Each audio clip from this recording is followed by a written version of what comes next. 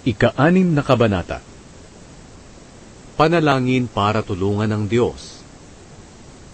O Panginoon, huwag niyo akong parusahan kahit na kayo ay nagagalit sa akin. Maawa po kayo sa akin at ako'y pagalingin, dahil ako'y nanghihina na. O Panginoon, ako'y labis na nababagabag. Kailan niyo po ako pagagalingin? Dinggin niyo ako, Panginoon, at ako'y palayain.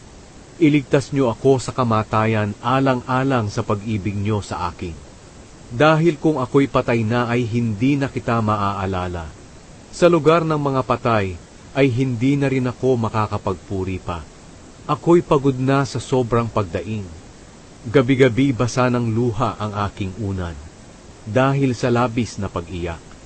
Ang aking mga matay namumugto na sa kaiiyak, dahil sa ginagawa ng lahat kong mga kaaway. Lumayo kayo sa akin, kayong gumagawa ng kasamaan, dahil narinig ng Panginoon ang aking pag-iyak.